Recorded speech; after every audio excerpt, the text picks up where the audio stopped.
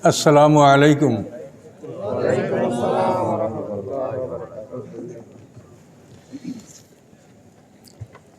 তাফসীর মাহফিলের সম্মানিত সভাপতি, পরিচালক মণ্ডলী,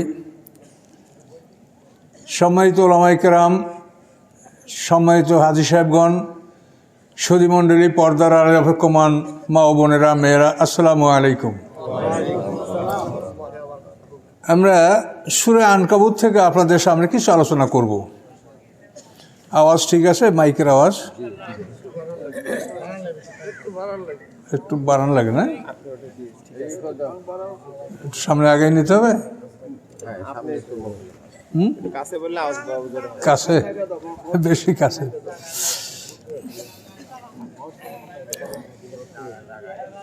আউযু বিল্লাহি মিনাশ শাইতানির রাজিম। বিসমিল্লাহির রহমানির রহিম। সম্মানিত সুধী মণ্ডলী, পৃথিবীর সমস্ত কাজ শুরু করতে হয় বিসমিল্লাহির রহমানির রহিম বলে। শুধুমাত্র কোরআন তেলাওয়াত শুরু করতে হয় আউযু বিল্লাহি মিনাশ শাইতানির রাজিম বলে। এটা ব্যতিক্রম। আল্লাহ কোরআন পাকে বলেছেন, ওয়াইজা কারাতাল কোরআনা ফাস্তাইজ বিল্লাহি মিনাশ শাইতানির রাজিম। হে রাসূল, আপনি যখন কোরআন তেলাওয়াত করবেন তখন আপনি অভিশপ্ত শয়তান থেকে আল্লাহর আশ্রয় কামনা করে নিন।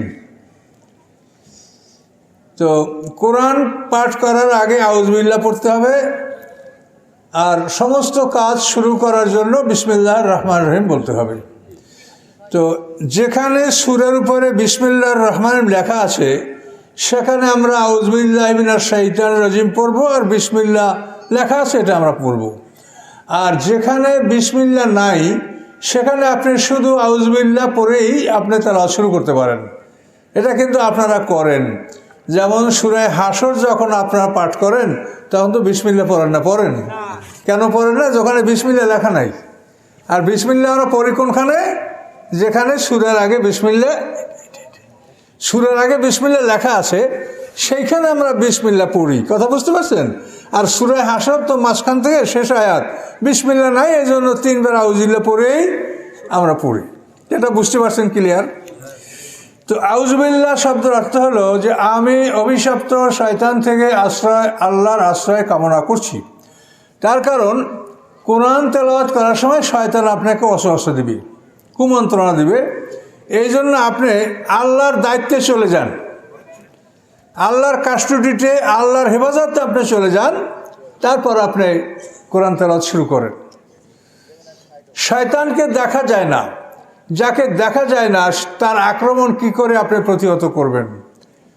দেখা যায় না কেন? জিন শয়তান একই জাতীয় জিনিস। জিন জাতিকে আল্লাহ তাআলা ধোঁয়াবিহীন আগুন দ্বারা সৃষ্টি করেছেন। আগুনের সাথে যদি ধোঁয়া মিশ্রিত না থাকে তাহলে আগুন চোখে দেখা যায় না। কি কথাটা বুঝতে পারছেন? আমরা যে আগুন দেখি তার কারণ সাথে ধোঁয়া আছে।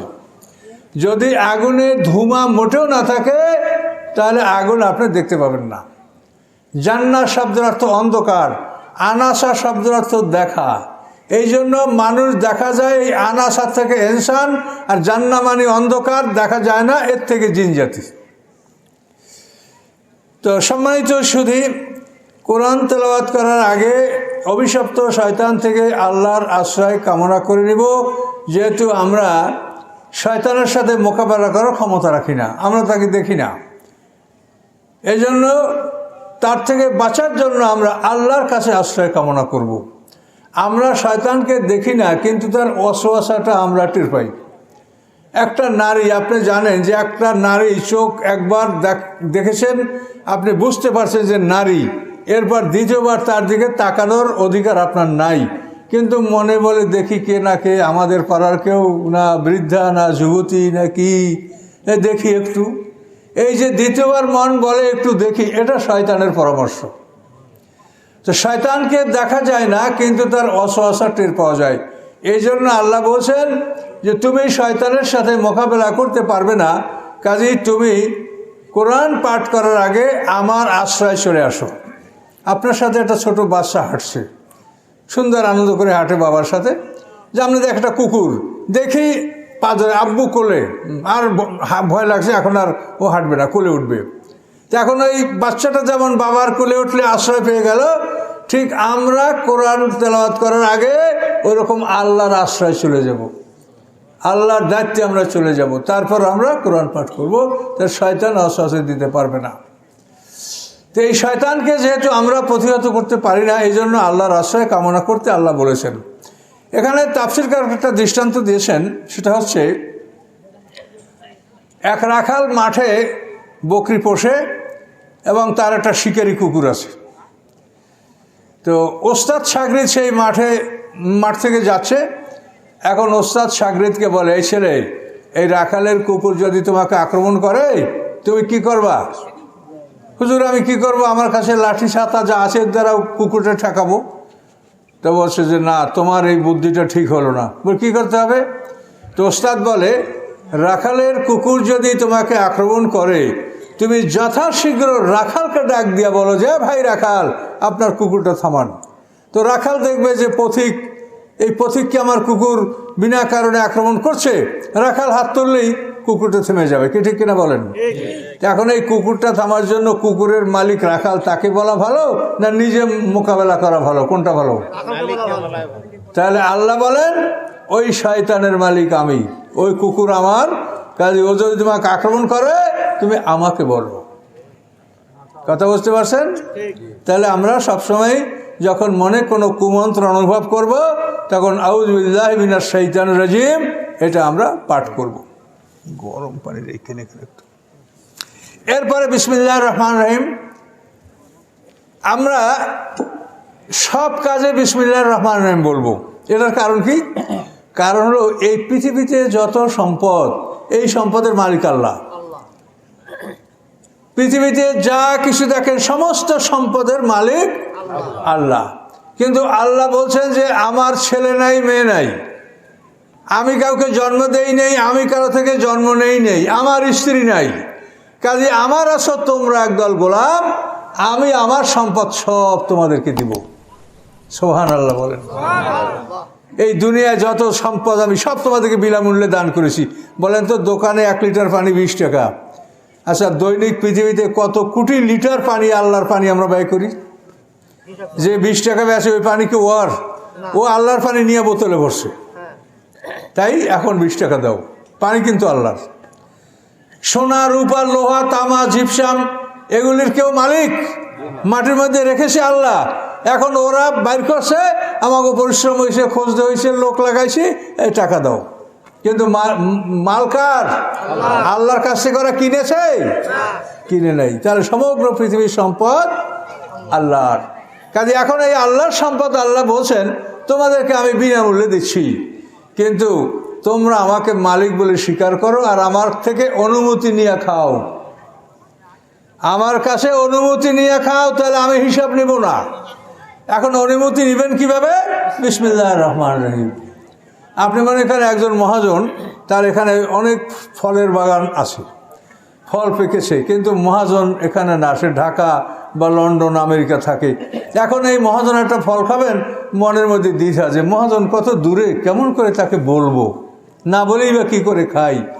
আর আল্লাহ বলেন যে আমি তোমার মালিক, তোমার এত কাছে যে তোমার গলার কাছে আমি, তুমি বললেই আমি শুনতে পাবো। সুবহানাল্লাহ বলেন। কি কোনো ভুল আছে? আল্লাহ বলেন তুমি বললেই আমি শুনতে পাবো, তুমি বলো বিসমিল্লাহির রহমানির রহিম। এই জন্য বিসমিল্লাহির রহমানির রহিম বলার অর্থ হচ্ছে আপনি যে জিনিসটা গ্রহণ করছেন এটা মালিককে আপনি বলছেন যে হে মালিক, আপনার এই পানি খাচ্ছি, আপনার অক্সিজেন, এই যে নাকে আমরা শ্বাস প্রশ্বাস অক্সিজেন গ্রহণ করি, এই বায়ুমণ্ডলটা আল্লাহ তাআলা অক্সিজেন দিয়ে ভরে রেখেছেন। শুয়া বৈশা ঘুমাইয়া আমরা অক্সিজেন নাকে টানি, আর এই অক্সিজেন এত মূল্যবান যেটা না হলে আপনি 5 মিনিটও বেঁচে থাকবেন না। চাল ডাল ভাত পানি না খাইলে আপনি 2-4 দিনে মরবেন না, কিন্তু অক্সিজেন না হলে আপনি 5 মিনিটও বাঁচবেন না। এই অক্সিজেনটা দিয়ে আল্লাহ তাআলা বায়ুমণ্ডলকে ভরে রেখেছেন যাতে আমরা কোথাও আমাদের সমস্যা না হয়।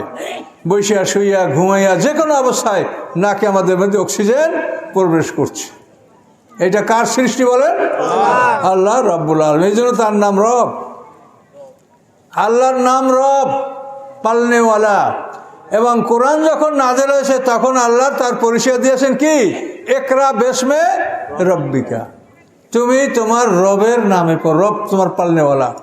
সূরা ফাতিহার প্রথম আয়াত আলহামদুলিল্লাহ রাব্বিল আলামিন। কোরআন যেখানে শেষ হয়েছে কুল আউযু বিরাব্বিন নাস। তাহলে এই কোরআনের শুরু, কোরআনের শেষ, কোরআন নাজিল হওয়া সব রব শব্দ দ্বারা। রব তিনি আমাদের পালনেওয়ালা, কিভাবে তিনি লালন পালন করেন এই বিষয়গুলি চিন্তা করলে আপনার ঈমান বাড়বে। আর মূল বিষয়টি হলো ঈমান বাড়লে আমল সহজ, আর ঈমান যদি না থাকে আমলেও স্বাদ লাগে না, আর সে আমল আল্লাহ কবুলও করেন না। এই জন্য আপনি যদি এই বিষয়গুলো সম্পর্কে চিন্তা গবেষণা করেন আপনার ঈমান বাড়বে। দেখেন, পানি সম্পর্কে একটু ভাবেন। সমুদ্র এই পৃথিবীতে 4 ভাগের 3 ভাগ পানি, কতটুক জায়গায় স্থলভাগ, আবার যেটু স্থলভাগ ডাঙ্গা সেটার মধ্যে এই দেখেন পাহাড় পর্বত মরুভূমি, কতটুক জায়গা মানুষ বসবাসের জন্য আছে বলেন তো? মরুভূমিতে গেলে মনে হয় যেন দুনিয়াটা সব মরুভূমি। পাহাড় পর্বত সমতল ভূমি খুব কম পৃথিবীতে। তো আল্লাহ তাআলা এই পৃথিবীতে এত পানি সমুদ্র রেখেছেন কেন? এটা প্রয়োজন বলেই আল্লাহ তাআলা এতখানি পানি পৃথিবীতে সৃষ্টি করেছেন। এবং এই সমুদ্রের পানিকে আল্লাহ তাআলা লবণ করেছেন। কেন লবণ করেছেন? যে পৃথিবীর যত ময়লা আবর্জনা, আপনারা এখন এই মাঠে ধান চাষ করছেন, কচুরিপানায় মাঠ ভরা ছিল, এগুলি কোথায় ফেলেছেন? সব ঠেলে নদীতে দিচ্ছেন, নদীর থেকে সাগরে চলে গেছে শীতের মৌসুমে।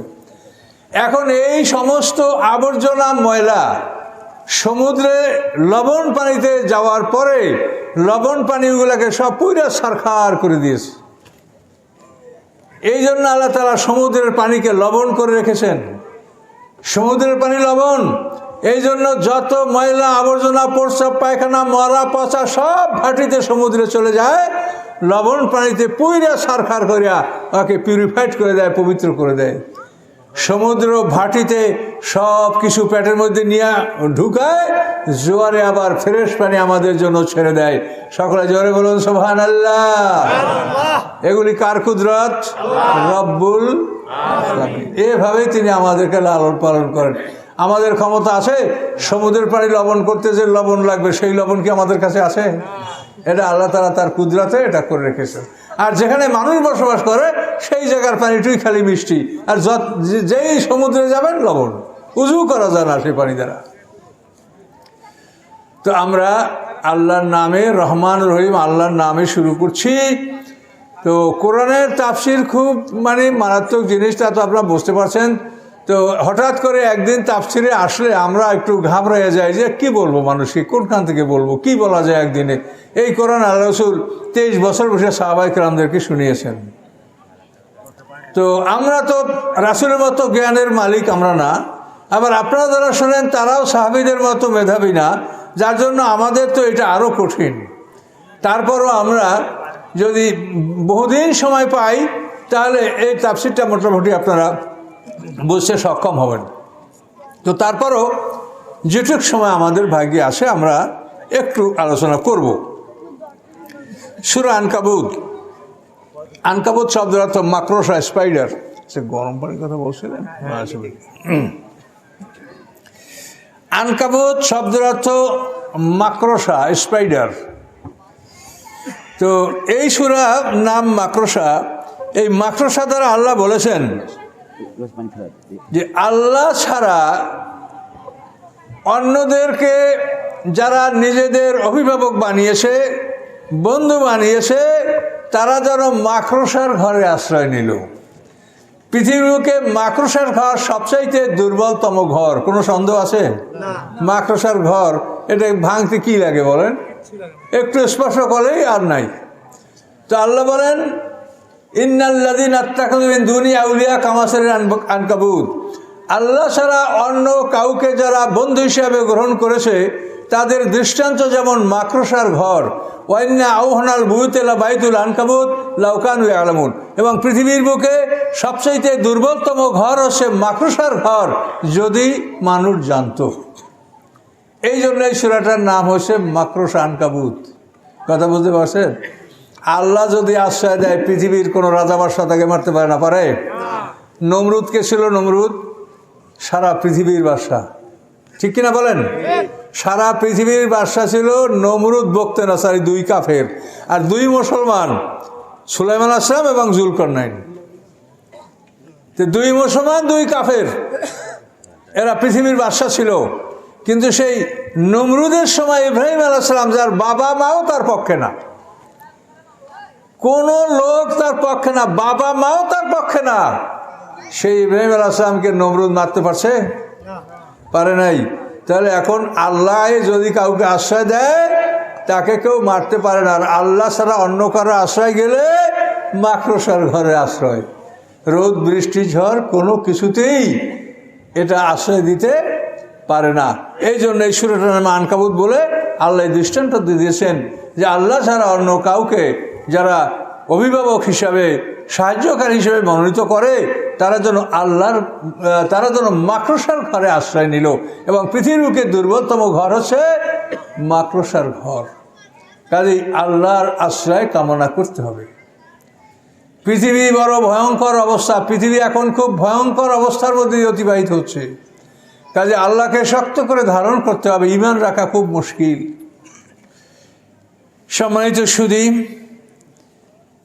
আসুন আমরা সংক্ষেপে কথা বলার চেষ্টা করছি। আলিফ লাম মিম এর অর্থ আমরা বলতে পারছি, একে বলা হয় আয়াতে মুতাশাবিহাত।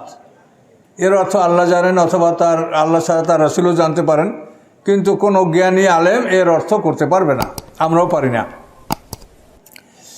আল্লাহ বলেন, হাসাবান নাস আইয়ুতরাকু আইয়াকুলু আমান্না হুম লা ইফতানুন। মানুষেরা কি ধারণা করেছে যে তারা বলবে আমরা ঈমান এনেছি, এ কথা বলার ফলে তাদেরকে ছেড়ে দেওয়া হবে, তাদেরকে পরীক্ষা করা হবে না? তুমি বলবা যে আমি ঈমান এনেছি, এই কথাটা তোমাকে আল্লাহ ছেড়ে দিবেন? তোমাকে আল্লাহ পরীক্ষা করবেন না? অবশ্যই পরীক্ষা করবেন। আল্লাহ বলেন, ওয়ালাকাদ ফাতান্নাল্লাযীনা মিন ক্বাবলিহিম, নিশ্চয়ই আমি এদের পূর্ববর্তীদেরকে পরীক্ষা করেছি। ফালা ইয়ালামান্নাল্লাহুল্লাযীনা সাদাকু, এবং নিশ্চয়ই আল্লাহ জেনে নিয়েছেন যে ঈমানের দাবিতে সত্যবাদী কারা। ওয়া ইয়ালামান্নাল কাযিবিন, এবং আল্লাহ জেনে নিয়েছেন মিথ্যাবাদী কারা। তো ঈমানের পরীক্ষা আল্লাহ নেবেন, কোরআনের কথা, আল্লাহর কথা। ঈমানের পরীক্ষা নেবেন, বিনা পরীক্ষা আল্লাহ তাআলা আমাদেরকে গ্রহণ করবেন না। তো এই পরীক্ষাটা সাধারণত আল্লাহ তাআলা জিহাদ ফি সাবিলিল্লাহ, বিপদ আপদ এগুলোর মাধ্যমে ঈমান পরীক্ষা করেন। যারা মোমেন তারা জিহাদে যায়, তারা এত আনন্দে জিহাদে যায় মনে হয় যেন আমি বিয়ে করতে যাইতেছি। এত আনন্দ যে আমি এই যুদ্ধে শাহাদাত বরণ করলে আমি জান্নাতের হুলগ্রান লাভ করব, জান্নাতের সোনার উপর বাড়ি পাবো, এই জন্য খুব আনন্দের সহিত তারা জিহাদে যাইতো। আর মুনাফিক ওরা খালি ওজোর, আমার বাড়ি এই অসুখ, তো এই সমস্যা ওই সমস্যা, হুজুর আমি যাইতে পারছি না, এই মুনাফিকরা ওজোর খাই করতো। কাজে ঈমান পরীক্ষার প্রধান বস্তুই ছিল জিহাদ ফি সাবিলিল্লাহ। কিন্তু এখন পৃথিবীতে জিহাদ ফি সাবিলিল্লাহ নাই, যেহেতু এখন সারা পৃথিবীর ক্ষমতা ইহুদি খ্রিস্টানদের দখলে। তারা পৃথিবীটাকে যেভাবে চালাচ্ছে সবাই সেটা মানতে বাধ্য, প্রকাশ্যে আমরা সেটাকে স্বীকার করি কি নাই করি, কিন্তু এই পৃথিবীটার পরিচালক ইহুদি খ্রিস্টানরা। এটার আমাদের নিয়ন্ত্রণ, এটা এর পৃথিবীর আমাদের নাই, যার জন্য আমরা অসহায়। তো সম্মানিত শুধু তারপর আমরা যতটুকু পারি আল্লাহর কথা যদি আপনাদেরকে শোনাতে পারি, তাও তো মনে করবো যে আল্লাহ এটা বলছে, মানুষ এটা জানুক যে আল্লাহই বলছেন। কাজে করার কিন্তু আমাদের কিছু নাই। পৃথিবীটা ইহুদি খ্রিস্টানদের দখলে। পৃথিবীতে যত বড় বড় মুসলিম রাষ্ট্রগুলি দেখেন, এগুলির সমস্ত মূল ক্ষমতা চাবিকাঠি ইহুদি খ্রিস্টানদের হাতে। তো আসুন এখন এই আয়াতের উপরে আমরা কথা বলবো। আল্লাহ বলেন যে আমি পরীক্ষা ছাড়া তোমাদেরকে গ্রহণ করব না। এখন পরীক্ষা করতে হলে কি কি লাগে? প্রশ্নপত্র লাগবে পরীক্ষার জন্য, উত্তরপত্র লাগবে, পরীক্ষার হল লাগবে, প্রশ্নপত্র বুঝাই দিবে কে তাকে লাগবে, খাতাকে দেখবে তা লাগবে, রেজাল্টকে দেবে তা লাগবে, কি লাগবে কিনা? এখন এইটা আমরা বুঝি নেই। আল্লাহ পরীক্ষা নেবেন, পরীক্ষার প্রশ্নপত্র আল কোরআন। প্রশ্নপত্র কি? আল কোরআন। এইখানে আপনার কাছে যা চাওয়া হয়েছে এটা আপনি পালন করেছেন কি না, এটা হাসরের ময়দানে দেখা হবে। আপনি যদি এটা পালন করে থাকেন তো উত্তরপত্র হচ্ছে আপনার গলায় লটকানো আমলনামা। মানুষ যখন বালেগ হয় তখন তার গলায় আমলনামা লটকিয়ে দেওয়া হয়। নাবালেগ বাচ্চাদের গলায় আমলনামা থাকে না। নাবালেগ বাচ্চারা যখন কোরআন পাঠ করে, নামাজ রোজা করে, এগুলি সব আল্লাহ তাআলা তাদের বাপ মার নামে লিখিয়ে দেয়। ওদের গলায় বাচ্চাদের আমলনামা নাই। আমলনামা আসবে বালেগ হওয়ার সাথে সাথে এখানে লটকাই দেবে কিরামান কাতিবিন। তাহলে প্রশ্নপত্র আল কোরআন, উত্তরপত্র গলায় লটকানো আমলনামা। এখন এই আমলনামা খাতা, উত্তরপত্র আপনি লিখবেন, কেমনে লিখবেন আপনি বলেন? আমি এখন কথা বলবো না, লিখবো বলেন তো? কাজে এটা আমার লেখা সম্ভব না, কারো পক্ষে লেখা সম্ভব না। আর কিভাবে লিখতে হবে, আমরা যদি কাগজে ছাড়া তো অন্য লেখা বুঝি না, তাহলে কাগজে লেখলে তো কয়েকটা কাগজ হয়ে যাবে গলায়, তা কি আমরা রাখতে পারবো সাথে?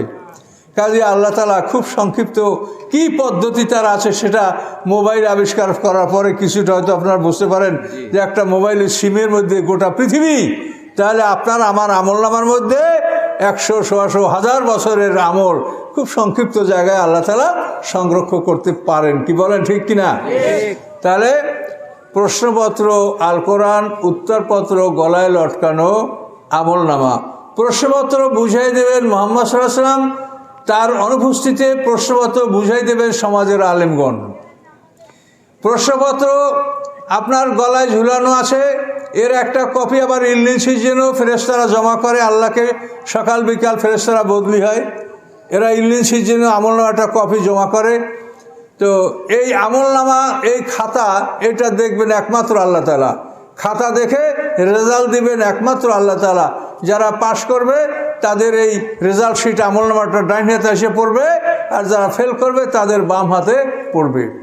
তো এই আমলনামাটা নিয়ে যখন আমরা একটা নির্ধারিত ঠিকানায় ঢুকবো, ওইখানে আমাদের জীবন শুরু হবে। পৃথিবীতে আমাদের জীবন শুরু হয় না, পৃথিবী হচ্ছে আমাদের জন্য শুধু পরীক্ষার হল। কথাটা আবার বলছি, এই পৃথিবীটা আমাদের বসবাসের জায়গা না, এটা আমাদের পরীক্ষার হল। এখানে পরীক্ষা দেব, হাসরের ময়দানে একত্রিত হব, সেইখানে পরীক্ষার ফল দেওয়া হবে। সেই ফল ডাইন হাতে পাইলে যে বাড়িতে যাব, বাম হাতে পাইলে যে বাড়িতে যারা যাবে, ওইখানে যাওয়ার পরে মানুষের জীবন শুরু হবে। এক একটা দিন 1000 বছরের সমান। আর এখন যেখানে আমরা আছি এটা পরীক্ষার হল। এখানে আমরা সবাই পরীক্ষা দেব। আল্লাহ যখন মনে করবে যে এই লোকটার পরীক্ষা হয়ে গেছে, তখন আল্লাহ ওকে এখান থেকে বাইর করে দেবে, হল থেকে আউট। এভাবে ব্যাসকে ব্যাস এই হল থেকে পরীক্ষা দিয়ে দিয়ে বের হচ্ছে কিনা বলেন? প্রতিদিন খবর আসছে কিনা? তো মানে ব্যাসকে ব্যাস এখান থেকে পরীক্ষা দিয়ে দিয়ে বের হচ্ছে, নূতন ব্যাস ঢুকছে। এখন এইভাবে সকল ব্যাসের পরীক্ষা যখন শেষ হয়ে যাবে, তখন আল্লাহ এই পরীক্ষার হলটাকে ভেঙে দিবেন। এই হলটা, এটার নাম পৃথিবী, এটা ভেঙে দেবেন, এটার নাম হবে কিয়ামত। কি বলতে পারছেন?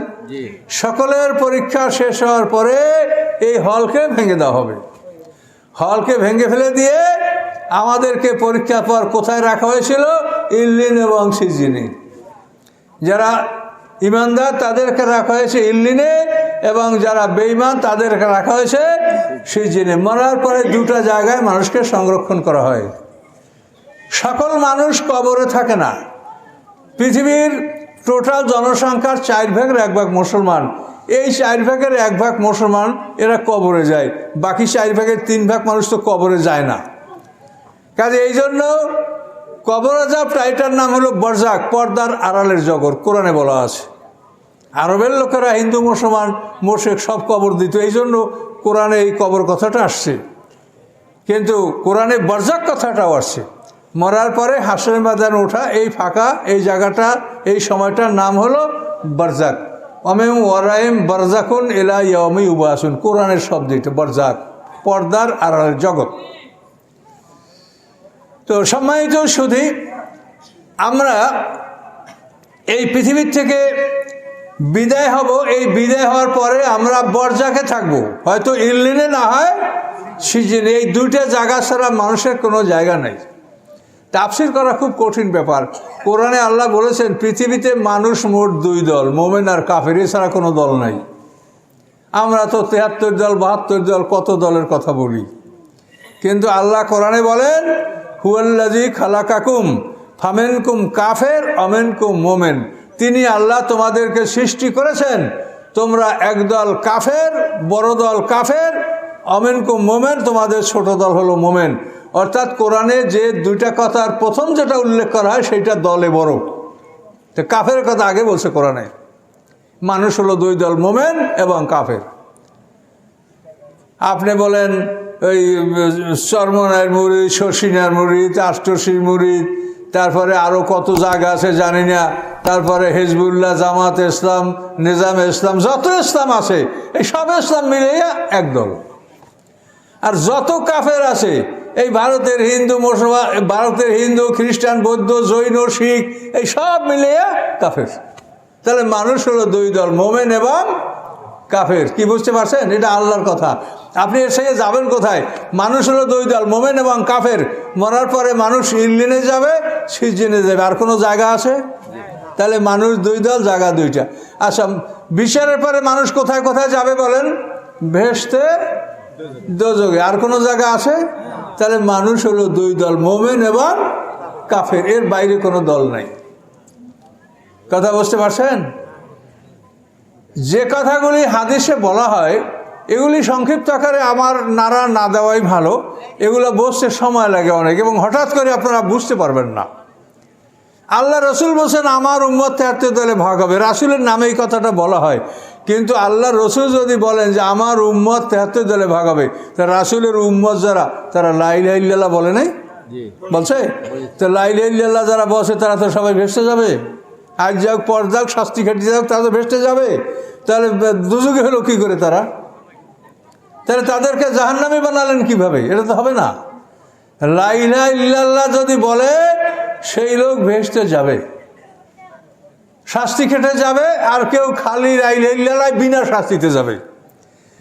রাসূলের প্রাথমিক জামানায় যখন নামাজ মোটামুটি ফরজই হয় নাই, শুধু লা ইলাহা ইল্লাল্লাহর দাওয়াত, তখন সাহাবীরা শহীদ হয় নাই? শুধু লা ইলাহা ইল্লাল্লাহ ছাড়া তাদের আর কোনো আমল নাই। এই এক শুধু লা ইলাহা ইল্লাল্লাহ, তারা জান্নাতে চলে যাবে এবং ১ নম্বর জান্নাত পাবে। সুমাইয়া বিনতে জুনদাব রাদিয়াল্লাহু ইসলামের জন্য পহেলা যে নারী শহীদ হয়েছে, কাজে শুধু লা ইলাহা ইল্লাল্লাহ ভেসতে যাবে। আর পরবর্তীতে যখন ইসলাম আস্তে আস্তে বেড়েছে, কোরআন যখন পূর্ণতা লাভ করছে, তখন সমস্ত আদেশ নিষেধ পালা আমাদের জন্য পালন করা ফরজ। তখন আমাদেরকে সবগুলো মানতে হবে। আর যখন সব নাজেল হয় নাই, শুধু লা ইলাহা ইল্লাল্লাহ নাজেল হয়েছে, তখন ওই লা ইলাহা ইল্লাল্লাহ যারা বিশ্বাস করছে তারা ওই কলমার বলেই তারা জান্নাতি হবে। তো সম্মানিত শুধু আমরা এখান থেকে কথাগুলো আপনাদেরকে বলার চেষ্টা করব। তাহলে এখন মানুষের জীবনটা হচ্ছে যে আমরা এখানে পরীক্ষার হলে ঢুকেছি, পরীক্ষার পরে আমাদেরকে ফল গ্রহণ করার জন্য হাসরের ময়দানে একত্রিত হতে হবে, এবং সেখানে আমরা একত্রিত হব মিকদারু 50 আলফা সানা। সূরা মারিজে বলা হয়েছে 50,000 বছর সমান একটা দিনে হাসরের ময়দানে আমরা বিচারের সম্মুখীন হব। 50,000 বছর সমান একটা দিন। সেই দিনে আল্লাহ বিচার করবেন। 50টা জায়গায় 50টা পরীক্ষা হবে। সে পরীক্ষাগুলি এতই ভয়ঙ্কর, আপনি অবাক হয়ে যাবেন যে কিভাবে এক একটা পরীক্ষা হবে। 50টা জায়গায় 50টা পরীক্ষা হবে। একটা পরীক্ষা বলি তাহলে বুঝতে পারবে যে পরীক্ষাগুলো কেমন হবে।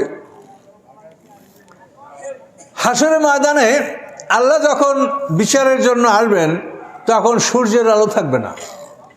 হাসরের ময়দানে আমরা যখন উঠব, ওঠার পরে 70 বছর পর্যন্ত সূর্যের আলো হাসরের ময়দানে থাকবে।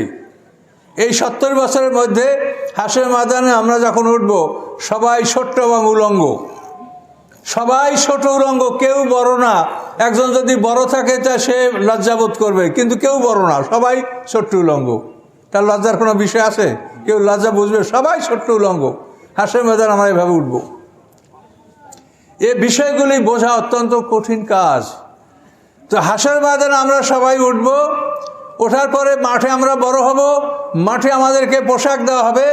জাতির পিতা ইব্রাহিম আলাইহিস সালাম সবাই রেখে হাসরের ময়দানে পোশাক পাবেন। যেহেতু ইব্রাহিম আলাইহিস সালামকে নমরুদ যখন উলঙ্গ করে আগুনে ফেলছিল, তখন ইব্রাহিম আলাইহিস সালাম কেঁদেছিলেন। তখন আল্লাহ বলেছেন যে ইব্রাহিম, হাসরের ময়দানে সমস্ত মানুষ উলঙ্গ উঠবে, তোমাকে আমি সবাই আগে কাপড় দেব। এই সম্মান ইব্রাহিম আলাইহিস সালামকে আল্লাহ দান করেছেন। হাসরের ময়দানে আমরা পোশাক পাবো। যে যেই কাজের উপযুক্ত তাকে সেই পোশাক দেওয়া হবে। একদল মানুষকে পোশাক দেওয়া হবে আল কাতরার জামা, সারাবিল উম্মেন কাতেরান, কাতেরান মানে আল কাতরা, সারাবিল উম্মেন কাতেরান আল কাতরা জামা পরানো হবে। ফাল্লাযিনা কাফারু কুত্তিয়াতলাম সিয়াবুম মিন নার, যারা কাফের তাদেরকে আগুনের কাপড় কেটে তাদের পোশাক তৈরি করে দেওয়া হবে। সরাসরি কোরআনের আয়াত। কে কি পোশাকের যোগ্য তাকে সেই পোশাক পরা হবে এবং সেইভাবে মানুষগুলো এক এক জায়গায় জমা করা হবে। একই ধরনের আমলনামা যারা পাবে তাদেরকে এক জায়গায় জমা করা হবে। মনে করেন চোর, বাংলাদেশের চোর, ভারতের চোর, পাকিস্তানের চোর, আমেরিকা লন্ডনের চোর, সব চোর এক জায়গায়। এবং এই চোরেরা যখন মাঠে উঠবে তখন চোরামাল তার মাথায় থাকবে। অমাই ইয়াগলুল লিয়াতে বেমা গাল্লা ইয়াউমাল কিয়ামা, কোরআন পাকালে বলেন যারা চুরি করবে চোরামাল মাথায় করে নিয়ে হাসরের ময়দান উঠবে। মাথায় চোরা গরু ভ্যা ভ্যা করে ডাকতে থাকবে, উট তার উটের ডাক ডাকবে, ছাগল ছাগলের ডাক ডাকবে মাথার উপরে। সবাই দেখবে যে এই চোর, এরা এইগুলো চুরি করেছে। তখন তারা বলবে যে আল্লাহ আমারে মারিয়ে ফেলেন, আমারে শেষ করে দেন। কিচ্ছু কাজ হবে না, ওই পশুটা সে মাথা থেকে ফেলতে পারবে না। এ হলো পশু চোর। এরপরে আরো যারা বড় চোর তাদের কথা আল্লাহ তাআলা কোরআন পাকে বলেছেন যে অহম ইয়াহমিলুন আওজারহুম আলা যুহুরিহিম, সূরা আনামের মধ্যে আল্লাহ বলেন যে তারা তাদের বোঝাগুলি তার পিঠে বহন করে নিয়ে উঠবে। বড় চোর কীরকম? একজনে 1 লক্ষ ব্যারেল আলকাতরা চুরি করছে, রাত্রায় বিটুমিন দেয়নি। সে হয়তো 5,000 কোটি 10,000 কোটি টাকার টেন্ডার নিয়েছে, কিন্তু সে 1 লক্ষ ব্যারেল আলকাতরা চুরি করছে, 1 লক্ষ টন রড চুরি করছে, 1 লক্ষ ব্যাগ সিমেন্ট চুরি করছে, এগুলি সে দেয় নাই। এই চোরেরা এগুলা পিঠে লইয়া উঠবে। অহম ইয়াহমিলুন আওজারহুম আলা যুহুরিহিম আলা সাআ মা ইয়াজিরুন, কোরআনে সূরা আনামে দেখেন।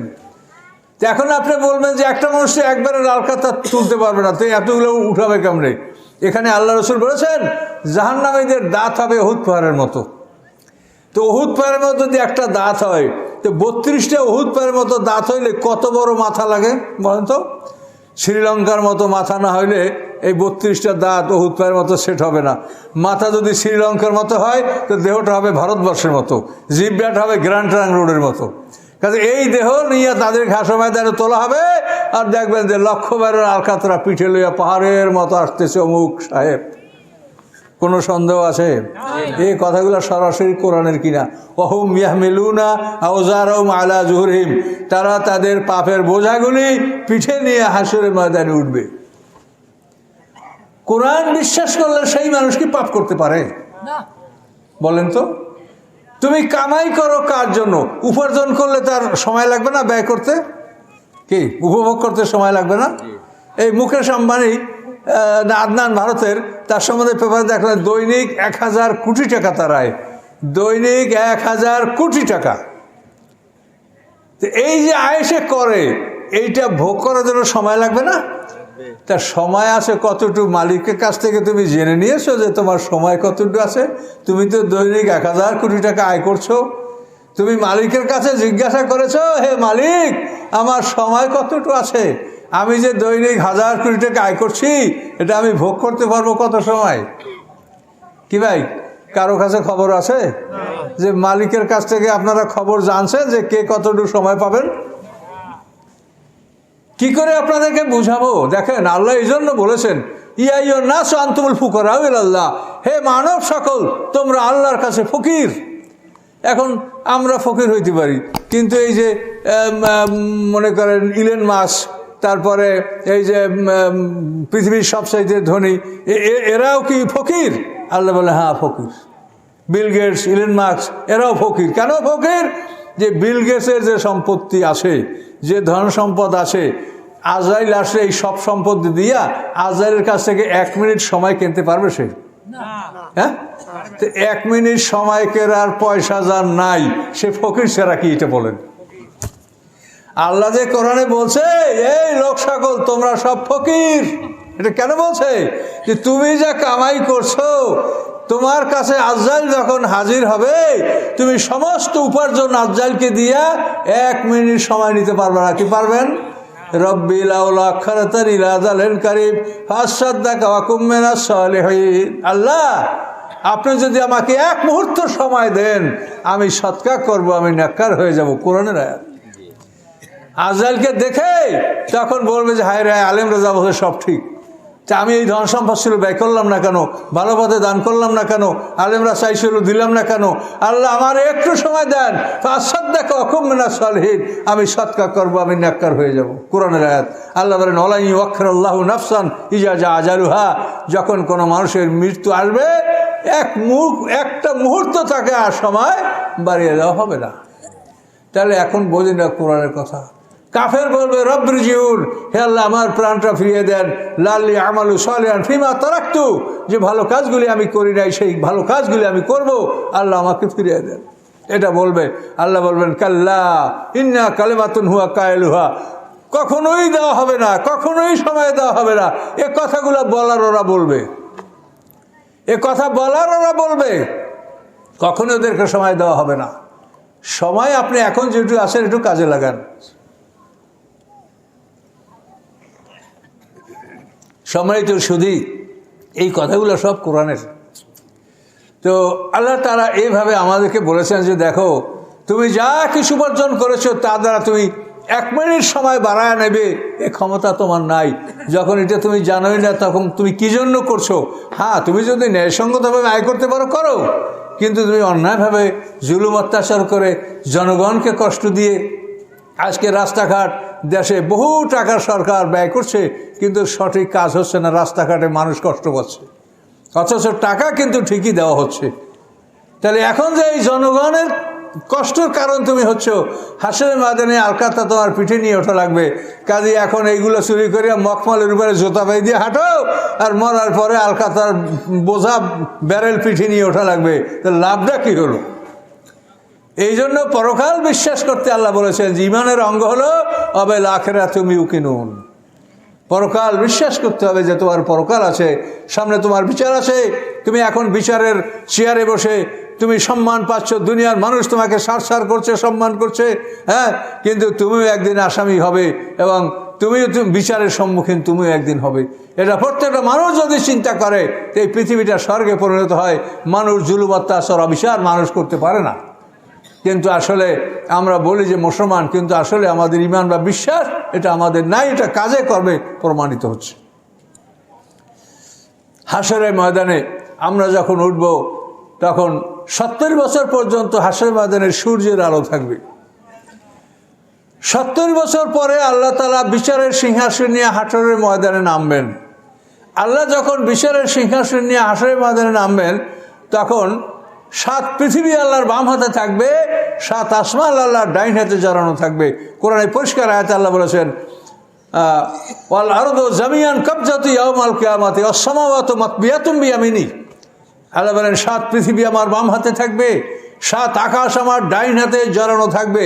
ইয়াউমা নাতবিস সামা কাতাইয়া সিজিল কুতুব, বুক বাধাইকারী যেমন কাগজ ভাঁজ করে কাগজটাকে ছোট করে তারপরে বইয়ের আকার ধারণ করে, কাগজটাকে ভাঁজ করে ছোট করে, আল্লাহ আকাশকে আমি ভাঁজ করে আমি হাতের মধ্যে নিয়ে নেব। তা আল্লাহ যদি আকার ভাঁজ করে হাতের মধ্যে নিয়ে নেয়, তাহলে চন্দ্র সূর্যের আলো থাকবে? থাকবে না। এই জন্য আল্লাহ বলেন ও আশরাকাতিল আরদু বিনূরি রাব্বিহা, আল্লাহ নূরের আলোকে হাসরের ময়দানটা আলোকিত হবে। হাসরের ময়দানে আল্লাহ নূরের আলোকে হাসরের ময়দানটা আলোকিত হবে। এইভাবে আল্লাহ নূরে হাসরের ময়দান আলোকিত থাকবে। বিচার প্রক্রিয়া শুরু হবে। বিরাট ব্যাপার, এটা 3 দিন আলোচনা করলে পরকালের মাঠের বিষয়টা আলোচনা করা যায়। তা আমি একটু খণ্ড খণ্ড আলোচনা করছি, যেহেতু সামান্য সবাই কথা বলবো, এটা ব্যাপক কথা বললে তো আমি শেষ করতে পারবো না। তো আল্লাহ নূরের আলোকে হাসরের ময়দানটা আলোকিত হবে। 7 পৃথিবী আল্লাহ তাআলা বাম হাতে নেবেন, 7 আকাশ আল্লাহ ডান হাতে নেবেন।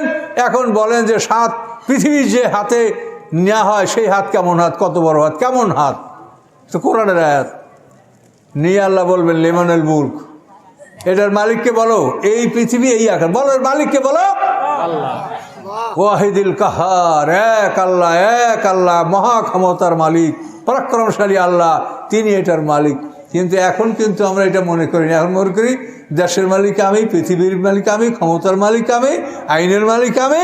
কিন্তু সেই দিন দেখবেন যে কে মালিক, আল্লাহ বলবেন কে মালিক বলো, আজকে বলো কে মালিক। লিমানুল মুলক, লিল্লাহিল ওয়াহিদিল কাহার, একমাত্র আল্লাহ যিনি এক পরাক্রমশালী, তিনি মালিক। কাজী আমরা সকলে তাকে যদি মালিক মনে করি তাহলে আমরা অন্যায় করতে পারি না, তাহলে আল্লাহর হুকুম না মানে আমরা পারি না, কিন্তু আমরা এগুলো বুঝি না। আর সমস্যা হচ্ছে যে আপনারা যে মাহফিল টাফেল করেন, এটা আমাদের তো কানে আসে, না শুনলেও যদি ওই যাই একটু বসি যে সেকেন্ড বক্তার এখনও 5 মিনিট বাকি আছে, তখন যা কথা শুনি কোরআনের কথা হচ্ছে না। কোরআনের কথা যে সরাসরি কোরআনের তাফসীর, এটা মানে আস্তে আস্তে গায়েব হয়ে যাচ্ছে। কে গান গাইতে পারে, কে হাসাইতে পারে, কাঁদাইতে পারে, এই সব বক্তাদের চাহিদা। 21 ইঞ্চি বক্তা তো 22 ইঞ্চি বক্তা, হ্যাঁ, এই সব তামাশা, সার্কাস, এই সার্কাস হচ্ছে ওয়াজ মাহফিলের বিনিময়। কাজে হাসে ময়দান আলেমরা আমরা আল্লাহর কাছে কঠিন বিচারের সম্মুখীন হব। শোনেন, 50,000 বছর সমান বিচার হবে, এত বড় দিন, এটা লাগবে কাজে। আলেমদেরকে যখন আল্লাহ ধরবে তখন দেখবে যে এমন কঠিন বিপদে তারা পড়েছে, চিন্তা করে শেষ করা যাবে না। আমিও একজন আলেম, যে আমরা কি করেছি, কি বলেছি, কি হক আদায় করেছি সেটা বলেন। হযরত আলী রাদিয়াল্লাহু তাআলা আনহু থেকে একটা হাদিস বর্ণিত আছে। সেই হাদিস হযরত আলী রাদিয়াল্লাহু বলেন যে আল্লাহ তাআলা সাধারণ মানুষকে ইলম শিখতে বলছে, ইলম শিক্ষা করা ফরজ, বলে নাই? তালাবুল ইলমে ফরিদাতুন আলা কুল্লি মুসলিম ওয়া মুসলিমা। তো হযরত আলী রাদিয়াল্লাহু বলেন যে সাধারণ মানুষকে ইলম শিক্ষা করতে আল্লাহ ফরজ করেছেন, বলেছেন। এইটার আগে আল্লাহ আলেমদের থেকে প্রতিশ্রুতি নিয়েছেন যে তোমরা এই ইলম সঠিকভাবে তোমরা মানুষকে বিলি করবা কিনা, দান করবা কিনা। তা আলেমরা বলেছে যে আমরা এটা সঠিকভাবে দান করব, বিলি করব। এই আলেমদের থেকে প্রতিশ্রুতি আগে নিয়ে তারপর সাধারণ মানুষ থেকে প্রতিশ্রুতি নিয়েছে যে তোমরা এটা শিখবা, তোমাদের জন্য শেখা ফরজ। সকলে জোরে বলুন সুবহানাল্লাহ। এই কথা কি আমরা আলেমরা চিন্তা করেছি যে এই কোরআনটা, পুরা কোরআনটা আমাদের প্রচার করতে হবে? কোনো আলেম বলতে পারবে যে আমার জীবনে আমি পুরা কোরআনটা প্রচার করেছি, পুরা কোরআন নিজে আমি একবার তাফসীর সহ পড়ে দেখেছি, বা পুরা কোরআনের ওয়াজটা আমি করেছি? কোনোভাবেই কেউ এটা শোনে না। বহু পরামর্শ দিয়েছি, বহু বুদ্ধি দিয়েছি যে 52 সপ্তাহে বছর, কাজেই সপ্তাহে মানে প্রত্যেক সপ্তাহে জুমার দিনে যদি একজন ইমাম সাহেব খুতবা দেওয়ার সময়টায় যদি এক রুকু তাফসীর করে, তো বছরে 52 রুকু তাফসীর হয়। 10 বছরে 510 রুকু হবে, তাই না? 10 বছরে 510 রুকু, কোরআনের রুকু হলো 540টা। তো 10 বছরে হয়ে যায় কত? 510 রুকু। তারপর থাকে কত? 30। 30-এ 428, 4 সপ্তাহ বা 7 সপ্তাহ, 7 সপ্তাহ। তো এই সময়ের মধ্যে একজন আলেমে পুরো কোরআনের তাফসীর, শুধু জুমার খুতবা যদি কোরআনের তাফসীর করে, তো একজন আলেম 10 বছর 5 মাসের মধ্যে পুরো কোরআনের তাফসীর করতে পারে। এই পরামর্শ আমি দিয়েছি যে আপনারা যদি আল্লাহর কাছে জবাব দিতে চান, তা আপনারা এই কাজ করেন। পুরো কোরআনের প্রচার যদি না করেন, তা আলেমদেরকে আল্লাহ ছাড়বে না। এই পুরো কোরআনের তাফসীর করা ফরজ করে দিয়েছে আল্লাহ। ইয়া আইয়ুহার রাসূল বাল্লিগ, হে রাসূল আপনি প্রচার করুন। কি? মা উনজিলা ইলাইকা মির রাব্বিক, রবের পক্ষ থেকে আপনার কাছে যা নাজেল হয়েছে এটা আপনি প্রচার করেন। ওয়াল্লাম তাফাল ফামা বাল্লাগতা রিসালাতাহু, যদি আপনি কোনো একটা আয়াত প্রচার করতে বাকি রাখেন, তাহলে আপনার থেকে এই তাফসীর গ্রহণ করা হবে না। একটা আয়াত বাকি থাকলে হবে না, এটা কোরআনে আল্লাহ বলেছে। কাজে আমরা কি সেটা করেছি? কোনো আলেম চিন্তা করেছে? মাদ্রাসায় সিলেবাস করা হয়েছে, এই মাদ্রাসায় কামেল পর্যন্ত পাশ করলে তাফসীর কোরআনের প্রথম থেকে শেষ পর্যন্ত কি তর্জমা পড়ানো হয়? এখানে আসেন না আলেম ওলামা সাহেবরা? কি হয়? হয় না। তাহলে কি জবাবটা আমরা দিব? দেখবেন হাসরের ময়দানে অবস্থা কি গরম হয়ে যায়। কাজে পুরা কোরআন প্রচার করা ফরজ করেছে আল্লাহ। এর মধ্যে আল্লাহ যা দিয়েছেন তা বেশিও না, কমও না, সবই জরুরি। জরুরতের বাইরে কোনো কিছু এখানে নাই। হাসরের ময়দানে বিচার অত্যন্ত ভয়ঙ্কর হবে এবং সঠিক বিচার হবে। আরমিয়া, আল্লাহর পয়গম্বর আরমিয়া, তাকে আল্লাহ তাআলা বলেছেন যে তুমি ওয়াজ শুরু করো, আমি তোমাকে বলে দিচ্ছি। আরমিয়া বলে, আল্লাহ আমি তো জানি না। বলে, আল্লাহ বলছেন তুমি শুরু করো, আমি তোমাকে বলে দিচ্ছি, তুমি বলো। সেই আরমিয়াকে আল্লাহ তাআলা যে ওয়াজ শিখিয়ে দিয়েছেন, সেইখানে একটা বিবরণ আছে। সেখানে আল্লাহ বলেন যে ও বান্দা, তুমি সম্পদ ব্যয় করো, আমি এর সব দিব। 10 গুণ থেকে 700 গুণ পর্যন্ত আমি দানের সব দিব। কিন্তু আমি জানি যে তুমি কার টাকা দান করছো, যার টাকা আমি সব তাকে দিব। এখন বলেন তো, সুবহানাল্লাহ বলেন, যে তুমি দান করছো আমি সব দিব, কিন্তু কাকে দিব? তুমি যার টাকা দান করছো আমি তাকে দিব, তোমাকে না। তুমি ঘুষ খাইয়া খাইয়া ঢাকা শহরের মতো জায়গায় তোমার 10টা দালান আছে, 10তলা, তা এগুলি তো তুমি জনগণের টাকা নিছো, কাজে যাদের টাকা আমি সবটা তাদেরকে দিব। কথা বুঝতে পারছেন? কাজে এভাবে অনেক লোকে দেখা যাচ্ছে যে নিজে হাজার হাজার কোটি টাকা জুলুম অত্যাচার করে কামাই করে, এখন মাদ্রাসা করে, লিল্লা বোর্ডিং করে, মসজিদ করে, সব হবে। আল্লাহ বলছে আমি সব দিব, কিন্তু দিব কাকে? এই টাকাটা যার আমি তাকে দিব। তাহলে এখন এই হিসাবে দেরি হবে না? কারণ এই হিসাব কি সাথে সাথে করা যায়? এই যে কত কাগজপত্র উল্টান লাগবে, এই জন্য বুঝতে পারছেন? কাজে আল্লাহ সব কাগজপত্র উল্টাইয়া হিসাব ঠিক মতো করবে। ইন্নাল্লাহ লা ইয়াজলিমু মিসকালা যাররা, আল্লাহ বলেন যাররা পরিমাণ কারো উপরে জুলুম করা হবে না। ওয়ান্ত ঘাসাতে ইউদাইফা, যদি কল্যাণকর কাজ হয় আল্লাহ সেটাকে বাড়িয়ে দেবেন। ইউতি মিল্লাদুন আজরান আযীমা, এবং আল্লাহ তাআলা নিজের পক্ষ থেকে আরো বিনিময়, আরো সওয়াব বাড়িয়ে দিবেন। তো সম্মানিত সুধী, এই আল্লাহর নূরের কথা থেকে যে কথাটা হাশরের ময়দানের দৃশ্য বলতে চাচ্ছিলাম, হাশরের ময়দানে 50,000 বছরে 50টা দৃশ্য হবে, এক একটা দৃশ্য সময় লাগবে 1000 বছরের সমান। তো যাই হোক, আপনাদেরকে একটা দৃশ্যের কথা বলছি, অদা করছি, এটা পূরণ করতে হয়। তো হাশরের ময়দানে আল্লাহ তাআলা বিচারের সিংহাসনে বলবেন, আল্লাহর নূরের আলোকে পৃথিবীটা আলোকিত হবে, ওই জগৎটা নূরের আলোকে আলোকিত হবে, যেহেতু চন্দ্র সূর্য থাকবে আল্লাহর মুঠের মধ্যে। তো এই আল্লাহর নূরে আলোকিত হবে, এই নূরটা মোমেনদের কাছে চাঁদের আলোর মতো স্নিগ্ধ মনে হবে। আর যারা কাফের, যারা নামাজ পড়ে আল্লাহকে সিজদা করে নাই, এই নূরটা তাদের কাছে আগুনের চাইতে অনেক গরম মনে হবে। আল্লাহর নূর তারা সহ্য করতে পারবে না। কি কথা বুঝতে পারছেন? আল্লাহর নূর সহ্য করতে হলে এখন আল্লাহর সাথে সম্পর্ক করেন, আল্লাহর সাথে সম্পর্ক করেন, আল্লাহকে সিজদা করেন, তাহলে আল্লাহর নূর হাশরের ময়দানে আপনার কাছে চাঁদের আলোর মতো স্নিগ্ধ মনে হবে। আর যারা এখন আল্লাহকে সিজদা করে না, আল্লাহর সাথে সম্পর্ক স্থাপন করে না, হাশরের ময়দানে আল্লাহর নূর তাদের কাছে আগুনের চাইতে গরম মনে হবে। নূরের আলোকে পৃথিবীটা আলোকিত হয়ে যাবে। হঠাৎ করে আল্লাহ তাআলা আলোটা নিভিয়ে দেবেন, আল্লাহর নূরের আলো আল্লাহ নিভিয়ে দেবেন।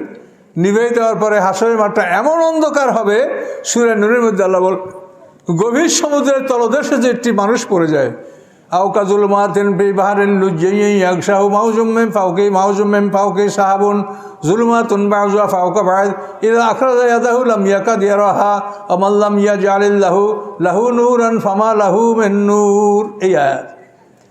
গভীর সমুদ্রের তলদেশে যে একটি মানুষ পড়ে যায়, হ্যাঁ, তো এই গভীর সমুদ্রের তলদেশ, এখানে 35,400 ফিট এই গভীর এই জায়গাটা।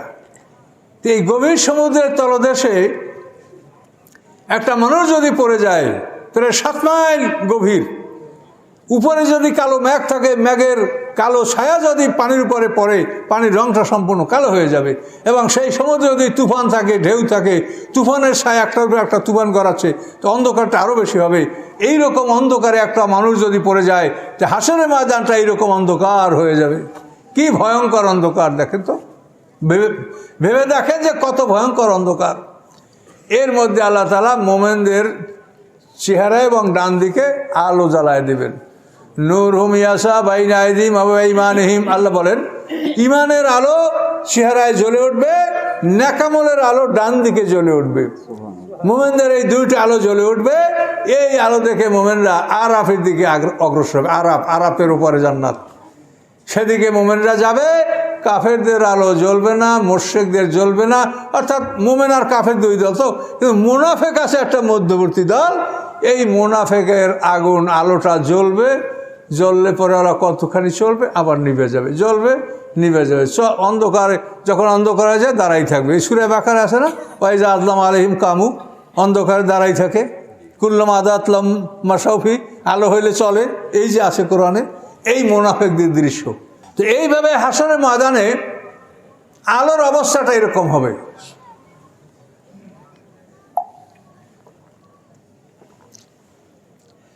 তো মোমেনের আলো জ্বলবে, কিন্তু মুনাফের আলো জ্বলবে নিভবে, জ্বলবে নিভবে, কিছু আগাবে থামিয়ে থাকবে। এইভাবে করতে করতে আরাফের কাছাকাছি যখন যাবে মুনাফেকের আলো চিরতরে নিভে যাবে। ইয়াউমা ইয়াকুলুল মুনাফিকুনা ওয়াল মুনাফিকাতু লিল্লাযীনা আমানু উনজুরনা নাকতাবিস মিন নূরিকুম কিলা ইরজিউ ওয়ারাকুম ফালতামিসু নূরা। আল্লাহ বলেন সেই দিন মুনাফিক নারী পুরুষরা, সেই দিন মুনাফিক নারী পুরুষরা মোমেনদেরকে ডেকে বলবে, উনজুরুনা, ভাই আমাদের জন্য একটু অপেক্ষা করো, নাকতাবিস মিন নূরিকুম, তোমাদের আলো থেকে আমরা একটু আলো সংগ্রহ করব, আমার আলোটা নিভে গেছে। তখন ওরা ভয়তে থামবে না যে আমারও যদি নিভে যায়, ওরটা নিভে গেছে আমারটা নিভে গেলে, তো কেউ থামবে না, যাইতেই থাকবে। এইভাবে যখন আলোওয়ালা দলটা সামনে চলে যাবে তখন এই মানে মুনাফেক আর মোমেনদের মধ্যে একটা মানে ফাঁকা জায়গা সৃষ্টি হবে। কিভাবে সৃষ্টিটা হবে দেখেন, ওরা যখন বলে ভাই ভাই একটু দাঁড়াও, ভাই আমার আলোটা নিভে গেছে, ভাই একটু দাঁড়াও, ওরা দাঁড়াবে না, ও যাবে। তো যখন ওরা ওরকম আলোর জন্য চিৎকার করবে তখন গায়েব থেকে একটা আওয়াজ আসবে, কিলা ইরজিউ ওয়ারাকুম ফালতামিসু নূরা, পিছনের দিক ফিরে যাও, পিছন থেকে আলো নিয়ে আসো। তো ওরা মনে করবে তাহলে আলো বোধহয় পিছনে আসে, এই পিছন থেকে আলো নিয়ে আসো বলবে, তখন ওরা পিছনের দিকে ফিরবে। যখনই পিছনের দিকে ফিরবে তখন মোমেনরা সামনে আগাইয়া যাবে, ফাজুরিবা বাইনহুম বিসুর লাহু বাব, তখন মাঝখানে ফাঁকা জায়গা সৃষ্টি হবে। সেই ফাঁকা জায়গার মধ্যে আল্লাহ তাআলা একটা দেওয়াল সৃষ্টি করবেন, এই দেওয়ালটার নাম হচ্ছে আরাফ। ওয়ালাল আরাফের রিজাল, কোরআন শরীফে সূরা আরাফ, এই আরাফ মানে এই দেওয়ালটা। তাহলে এখন এর অর্থটা কি? কে বলল তাদেরকে পিছনের দিকে ফিরে যাও, আলো নিয়ে আসো? এর অর্থটা কি? অর্থ হলো যে এই আলো জ্বালাতে হলে পিছন মানে দুনিয়ায় যাইতে হবে, দুনিয়ায় যাইয়া মোহাম্মদ সাহেবের ঈমান আনতে হবে, তাহলে আলো জ্বলবে। সেইখান থেকে আলো জ্বালাইয়া এখানে আসলে এই আলো জ্বলবে। এই আলো এখানে জ্বালাবার মতো কোনো ব্যবস্থা নাই। বলেন সেইখান থেকে আর কি দুনিয়ায় ফেরা যাবে? এই পৃথিবী কি আছে? তাতে ইসরাফিলের সিঙ্গার ফুৎকারে সব গুঁড়ো গুঁড়ো হয়ে গেছে, সমুদ্রে আগুন ধরে গেছে, পাহাড় পর্বত বালির মতো হয়ে গেছে, কিছু আছে? বলা হবে ফিরে যাও, ফিরে যাও, আলো নিয়ে আসো। তখন ওরা এইদিকে ফিরবে, মাঝখানে ফাঁকা হয়ে যাবে। ফাজুরিবা বাইনহুম বিসুর লাহু বাব, এমন একটা ওয়াল হবে, প্রাচীর হবে, যার মাঝে দরজা থাকবে। সেই দরজা দ্বারা দেখতে পাবে যে ভিতরে যারা আছে তারা রহমতের মালিক, তারা জান্নাতের মালিক, তারা জান্নাতে প্রবেশ করবে, আর এরা ফাঁকা পড়ে গেল। এইভাবে হাসরের ময়দানে আল্লাহ এক একটা পরীক্ষা করবে। এক জায়গায় সব ডাকা হবে, ডাকার পরে আল্লাহ তাআলা তার পায়ের পোশাক উন্মুক্ত করবেন। সূরা করমের মধ্যে আছে, দেখেন, ইয়াউমা ইউকশাফু আন সাকিম ওয়া ইউদআউনা সুজুদ। আল্লাহ তাআলা পায়ের পোশাক উন্মুক্ত করে সবাইকে সেজদার জন্য ডাকবেন, আসো সেজদা করো। তখন যারা মোমেন পৃথিবীতে নামাজ পড়েছে শুধু তারা সেজদা করতে পারবে, আর যারা দুনিয়াতে আল্লাহকে সেজদা করে নাই তারা ধরাস করে পড়ে যাবে। দুনিয়াতে যারা আল্লাহকে সেজদা করে নাই, সেজদা করার চেষ্টা করবে, ধরাস করে পড়ে যাবে, তারা সেজদা করতে পারবে না, মেরুদণ্ড বাঁকা হবে না, শরীরটি স্টিফ হয়ে যাবে, হাড়গুলি জয়েন্টগুলি শক্ত হয়ে যাবে। আল্লাহ তাআলা বলেন ওয়াকাদ কানু ইউদাউনা সুজুদহুম সালিমুন, দুনিয়ায় তাদেরকে সেজদার জন্য ডাকা হয়েছিল, তখন ছিল তারা সহি সালেম। কি ভাই এখন কারো মেরুদণ্ডে আরে জোড়া লাগা আছে? নুয়ে দেখেন তো সবাই পারেন কিনা, যারা নামাজ পড়ে তারাও পারে কিনা, না পারে তারাও পারে কিনা। কিন্তু মানুষ ছাড়া অন্য কোনো প্রাণীতে রুকু সেজদা করতে পারে? একটা গরুর দ্বারা সেজদা করাইতে পারবেন? 10 জনে ধরিয়ে যদি ওর কপাল মাটি দেন, গরু ভ্যাত করে উঠবে, মরবে, তো সেজদা করতে পারবে না, কারণ গরুকে আল্লাহ সেজদা করার জন্য বানায় নাই। কি দেখেছেন পৃথিবীর কোনো প্রাণী মানুষের মতো এরকম মস্তিষ্ক কপাল মাটিতে রেখে সেজদা করতে পারে? মানুষকে আল্লাহ তাআলা ইবাদত করার জন্য বানিয়েছে, সেইভাবে তার দেহের অভাব, দেহের গঠন, দেহের কনস্ট্রাকশন সেভাবে আল্লাহ করেছে। তুমি আল্লাহ ইবাদত করো, হাসরের ময়দানে তুমি আল্লাহকে দেখে সেজদা করার চেষ্টা করবে। আর দুনিয়াতে তুমি মাস্তানি করো আর বলো না দেখে নয়নে ভজিব কেমনে, আল্লাহ তোমার দেখি না তো এখন ভজন করবো কেমনে, সেই দিন দেখো আর ভজন করতে পারবে না। কারণ এইভাবে হাসরের ময়দানে আল্লাহ তাআলা এক একটা জায়গায় এক একটা পরীক্ষা করবে। 50টা পরীক্ষা করা হবে, ভয়ঙ্কর ভয়ঙ্কর পরীক্ষা। দুনিয়াতে যারা আল্লাহর আইন মান চলে নাই তাদের সম্পর্কে আল্লাহ কোরআনে কি বলেন? আফামান ইয়ামশি মুকিব্বান আলা ওয়াজহি হাদা আম্মা ইয়ামশি সাবিয়ান আলা সিরাতিম মুস্তাকিম। আল্লাহ বলেন পায়ে হাঁটলে কি ভালো হাঁটা যায়, না পা উপরে দিয়া মস্তিষ্ক মাথা দিয়ে হাঁটলে ভালো হাঁটা যায়? কোনটা? পা দিয়া, তাই না? তো আল্লাহ বলেন আমার বিধান দিয়ে যারা চলে, আমার বিধান মেনে যারা চলে তারা পায়ে হাঁটে, আর আমার বিধান বাদ দিয়ে যারা মানব রচিত বিধান নিয়ে চলে তারা পা উপরে দিয়ে মাথা দিয়ে চলে। মাথা দিয়ে কতক্ষণ চলা যায় বলেন? এই জন্য এই দুনিয়ার মানব রচিত আইন ও প্রত্যেক মাসে মাসে আইন করা লাগে, আর আল্লাহর আইন আজ ১,৫০০ বছর করিয়ে রাখছে, কিয়ামত পর্যন্ত এই একটা আইনেরও কোনো নড়চড় হবে না। কি হবে? হবে না। আর মানুষের আইন প্রত্যেক মাসে মাসে করা লাগে। তার কারণ উল্টো হাঁটতে হাঁটতে যখন দেয় যে হাঁটতে পারে না, তখন আবার মানে উল্টাই। হাসরের ময়দানে এই মানুষগুলি উঠবে এমন একটা জায়গায় যে দেখবে সব পাগুলো উপরে, মাথা নিচে।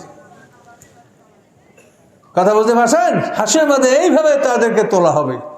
তো এইভাবে আল্লাহ তাআলা একে একে 50টা জায়গায় 50টা পরীক্ষা করবেন, 50 রকমের। কোনো কোনো জায়গায় মানুষ অন্ধ করে উঠানো হবে, কোনো কোনো সময় তারা কথা বলতে পারবে না, কোনো সময় কথা বলবে, কোনো সময় আল্লাহকে দেখতে পাবে না, আবার কখনো আল্লাহকে দেখতে পাবে। এই বিভিন্ন অবস্থা নিয়ে 50টা অবস্থা হাসরের ময়দান হবে। 50,000 বছরের সমান একটা দিনে সকলের বিচার হবে। আমলনামা খুলে নেওয়া হবে গলার থেকে। এই আমলনামা যে এখন গলায় লটকানো, এটা খোলা হবে হাসরের ময়দানে। আল্লাহ বিচারের জন্য যখন আসবেন তখন এই আমলনামা খোলা হবে। আমলনামা খুলে কেরামন কাতিন হাতে ভাঁজ করিয়া আল্লাহর কাছে আসামিকে হাঁকাই নিয়ে যাবে, আর বলে হাজা মা আল্লাহ দেই আতিদ, এই নেন আপনার এই বান্দা, এই তার ফাইল। এভাবে আল্লাহর সামনে উপস্থিত করা হবে এবং সেই আমলনামা যাচাই বাছাই করা হবে, পরীক্ষা নিরীক্ষা করা হবে। কথা বুঝতে পারছেন? সেই দিন বাঁচার জন্য সবাই চেষ্টা করবে যে আমি যেন বাঁচতে পারি, এমনভাবে চেষ্টা করবে। এই যে মানুষের দেহটা 2 ভাগ, এই 2 ভাগে ঝগড়া করবে। এক ভাগ হলো পানি মাটি আগুন বাতাসের দেহ, পদার্থের দেহ, আর এক ভাগ হলো আধ্যাত্মিক দেহ, নফসে মুতমাইন্না, নফসে আম্মারা, নফসে লাওয়ামারু। এই 2 ভাগেও ঝগড়া করবে।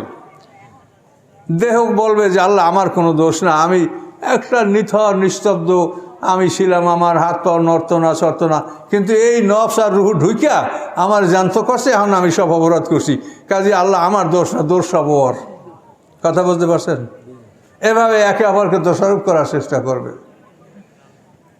আর নফস এবং রুহ বলবে যে আল্লাহ আমার হাত নাই, পাও নাই, চোখ নাই, আমি কিছু করতে পারি না, ওর সব আছে, ওইগুলো দিয়ে সব করছে। এভাবে ইয়মা তুজাদুলু আন কুল্লু নাফসিন আন নাফসিহা, প্রত্যেকটা মানুষের নিজের সাথেও সে তর্ক বিতর্কে লিপ্ত হবে। তখন এইটা জবাবে তাফসীর কাকরা বলেছেন একটা দৃষ্টান্ত, যে একটা হলো অন্ধ আর একটা লুলা। এখন এই 2টাই চুরি করবে। এখন যে অন্ধ, ওর বডি ঠিক আছে, ও ঠিক মতো হাঁটাচলা করে, চোখে দেখে না। আর যে লুলা, ওর হাত পাও বাঁকা, ও দাঁড়াইতে উঠতে পারে না। এখন এই 2 জনে চুরি করবে কেমনে? এখন বুদ্ধি করছে, অন্ধ ওই লুলাটারে কান্দে লইছে, লইয়া ওই উপরে উঠছে, তারপর ওই লুলায় খাজুর গাছের খাজুর কাটছে, কাটতে 2 জনে একসাথে চুরি করিয়ে নিয়ে আইছে। এখন বলে যে এই 2 জনের মধ্যে ভালো কে? অন্ধরে কান্দে করিয়া তুলছে, আর লুলা ওইখান দিয়ে এসে কাটছে, তাহলে 2 জনের ভালো কে? তা তোমরা 2 জন অপরাধী। কাজে সেই দিন মানুষ আত্মরক্ষার জন্য এভাবে যুক্তিতর্ক দিবে। কাজে কোনো যুক্তিতর্কে কাজ হবে না। কাজে আমরা হাসরের ময়দানে আল্লাহর সম্মুখে বিচারের জন্য উপস্থিত হব। তো এই জন্য এই আয়াতে আমরা যেটুকু পড়লাম, আমি আর কথা বলবো না, বাড়াবো না। আপনারা বুঝে নেন যে আমরা আমাদের সময় সামনে যখন আসবে, সময় শেষ হবে, পৃথিবীর সমস্ত সম্পদ দিয়ে আল্লাহর কাছ থেকে 1 মিনিট সময় আমরা কিনতে পারবো না, 1 মিনিট সময় আমরা বাড়াতে পারবো না। তাহলে কখন আমাকে ডাক দিবে? ডাক দিলে আমার কত সুন্দর বাড়িঘর, দালান কোঠা, ডাক দিলে সাথে সাথে আমাকে নামাইয়া আর তুলবে না ঘরে, তুলবে রাখবে আঙ্গিনায়, সেইখান থেকে বাঁশবাগানে, আর ওই দিকে যাওয়ার আর ক্ষমতা আমার আপনার কারো থাকবে না। কাজে এই জন্য বুঝে শুনে পৃথিবীতে আপনার যেটা করার, আপনার কি, আপনি যা খান, যা পরিধান করেন, যা দান, এটা হলো আপনার, আর যা ব্যাংক হেফাজত করেন, এটা হলো পরের সম্পদ। এই জন্য আল্লাহ রসুল বলেছেন, ওগো আমার সাহাবীরা, তোমরা নিজের মালকে ভালোবাসো না, পরের মাল ভালোবাসো। তো সাহাবীরা, এটা কেমন করে হয়? আমরা তো নিজের মাল ভালোবাসি না, তুমি পরের মাল ভালোবাসো। তুমি যা হেফাজত করে রাখছো, কি তোমার? ও তো পরের। হ্যাঁ, তুমি ব্যাংকে টাকা রেখে সুদের টাকা খাও, আর আসল টাকা জমা রাখছো। কাজে এভাবে এই ভুলগুলো তো আপনারা না করেন। টাকা পয়সা হেফাজতের জন্য আপনি ব্যাংকে রাখবেন, কোথায় রাখবেন? চুরি ডাকাতি রাখেন ব্যাংকে, কিন্তু ইন্টারেস্ট খেয়েন না। যদি ওটা আসলে ওটাকে তুলে আপনি নেহায়েত গরিবকে দিয়ে দেন, আপনি সবের নিয়ে তো করবেন না। তারপর আপনি মূলধনটা শুধু হেফাজতের জন্য রাখেন, কিন্তু লাভের জন্য কেউ এটা করবেন না। তার কারণ আপনি কার জন্য করেন, সুদের ব্যাপারে কত ভয়ঙ্কর আদেশ আল্লাহ কোরআন পাকে দিয়েছেন। কাজে এই জন্য আপনারা যতখানি সম্ভব সতর্ক থাকেন। পৃথিবীটা মুসলমানদের দখলে না, আমরা এই জন্য ইসলামের সব বিধানগুলি পালন করতে পারছি না, এটা আমরা আল্লাহর কাছে ওজুর খাই করছি। এবং এটা আপনাদের জানতে হবে যে আসলে আমাদের ভুলটা কোথায়, কী কারণে এগুলো হয়েছে। আপনারা তো গ্রাম অঞ্চলে বসবাস করেন, এখন তো গ্রাম শহর সবই সমান। আমার ইউটিউবে হাজার হাজার আলোচনা আছে, মোজাম্মেল হক বরিশাল, এটা দিয়েই চাপ দিলে বহু আলোচনা পাবেন। এবং আল্লাহর মর্জি সারা বিশ্বে আমার কথাগুলি খুবই মানুষ আগ্রহ করে শোনে, আপনারাও শুনলে ভালো লাগবে। তো আমি এখনকার মতো আর কথা বলবো না, আপনার কাছে দোয়া চাই।